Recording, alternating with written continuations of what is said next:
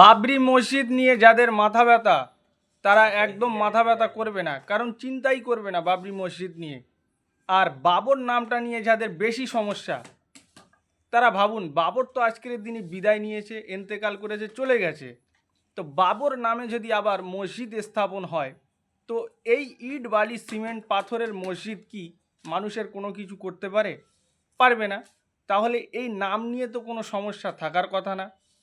এই ভারতবর্ষে প্রত্যেকেই যথেষ্টভাবে সমানভাবে অধিকার রাখে দেশের সম্প্রীতি শান্তি বজায় রাখার। এটা প্রত্যেকটা নাগরিকের দায়িত্ব।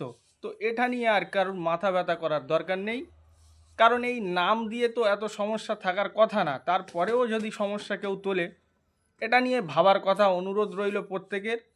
তবে বাবরি মসজিদ হোক, এটা প্রত্যেকটা মুসলিম চায়, কারণ এটা তাদের ঐতিহ্য।